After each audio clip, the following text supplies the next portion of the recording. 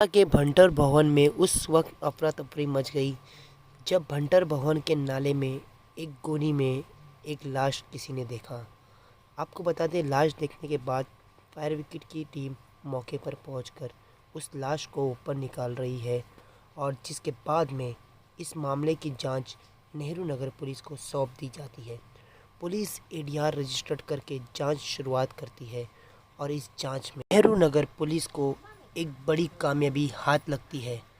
आपको बता दें, आप तस्वीर में देख सकते हैं, ये वही 3 महिला है। महिला के कत्ल को अंजाम दिया और उसकी लाश ठिकाने लगाने के लिए कुर्ला नेहरू नगर नाले में फेंक दी, जिसके बाद में लाश बहकर भंटर भवन नाले तक पहुंची और इसकी सूचना पुलिस को दी गई। इसने जांच शुरू की और मात्र 24 घंटे के भीतर इन तीनों आरोपी को गिरफ्तार किया। सुनिए क्या कुछ कहा है नेहरू नगर के वरिष्ठ पुलिस निरीक्षक।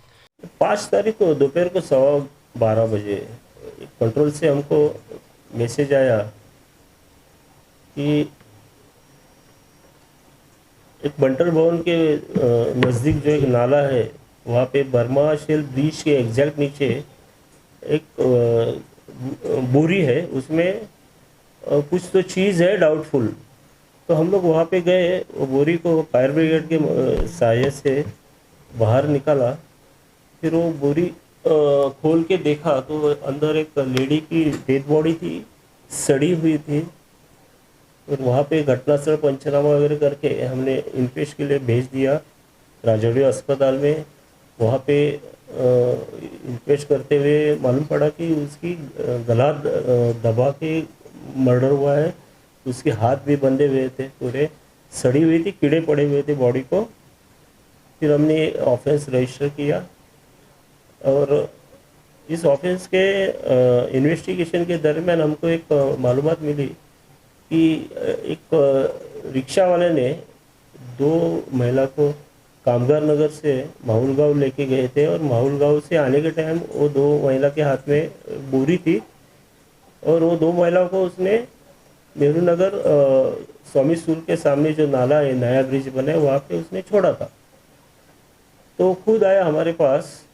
फिर वो मालूमात के आधार से हमने फिर पूरा रूट चेक किया और वो टाइमिंग के वो तारीख के सीसीटीवी फुटेज खंगाले और उसमें माहौल में एक फुटेज मिला, उसमें 2 महिलाएं दिख रही थी। वो उनको देखते ही उसने पहचाना कि वो यही महिला है। फिर वो फ़ोटो डेवलप किए, फिर माहौल में फ़ोटो दिखाए। फिर वहाँ की वो औरतें नहीं थी तो नेहरू नगर में हमने फ़ोटो दिखाए।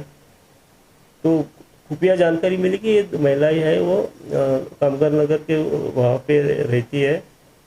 फिर वहाँ से उनको ताबे में ले लिया। फिर उनसे पता चला कि माहौल गांव में उनकी एक दोस्त रहती है, वो प्रज्ञा भालेराव उर्फ डॉली, उसको ताबे में लिया। फिर इन्वेस्टिगेशन के दरमियान पता चला कि जो शिल्पा पवार करके लेडी है, उसके जो पति का वो जो मयत लेडी है उससे प्रेम संबंध थे और उस कारण वो हत्या हुई थी। तो उसने बताया कि 30 तारीख को उसका हस्बैंड वो मयत लेडी को लेके माहौल गाँव डॉली के घर गए थे। तो डॉली ने उसको मिनल पवार को इन्फॉर्म किया कि वो लेडी आई है इधर। फिर रात को मिनल पवार है, वो अपनी बहन शिल्पा के साथ में डॉली के घर गई। उस वक्त मिनल पवार का जो हस्बैंड वो डॉली के घर से पहले ही निकल गया था और वो लेडी जो उसकी प्रेमिका है वो वहाँ पे डॉली के घर में थी। तो उसने डॉली को कहा कि तुम टेरेस में लेके आओ उसको। तो डॉली उसको लेकर टेरेस पे आई। फिर वहाँ पे वो मिनल और शिल्पा और डॉली वो तीनों ने मिलके टेरेस पे उसका गला दबा के उसका मर्डर किया और गोनी में भर के वो गोनी रिक्शा से माहौल से नेहरू नगर में लाके वो नाले में उन्होंने डाल दिया। इन दोनों के बीच में कब से ये प्रेम प्रसंग चल रहा था? ये 1.5 महीना पहले उसको पता चला कि इनका प्रेम संबंध है, तो झगड़ा हुआ था उनका हस्बैंड वाइफ का। फिर वो अपने मायके निकल आई थी नेहरू नगर में। ये इन लोग का बैकग्राउंड किस तरह का है? जो आरोपी हैं या फिर जन मजिस्ट्रेट का होता है? ये जो आरोपी है वो एक कंप्यूटर सेंटर में काम करती है और दूसरी जो है वो घर में ही है, हाउस वाइफ है। बाकी जो है और ये जो मैयत है उसके फैमिली के लोग, क्या कुछ मिसिंग कंप्लेंट वगैरह वो लोग लिखा है इसको? कोई मिसिंग कंप्लेंट नहीं है। वो लेडी जो है उसके पिताजी वो वॉचमैनी करते, जहाँ पे काम करते वहीं पे रहते हैं। और जो लेडी है कभी पिताजी के पास रहती है उसकी, या कभी अपनी माँ के साथ रहती है, जो माँ अलग से रहती है। इसमें क्या इनको कोर्ट में प्रोड्यूस किया गया, कब तक पीसी मिला है, जेसी मिला अभी है? उनको कोर्ट में भेजा है, अभी मालूम पड़ेगा।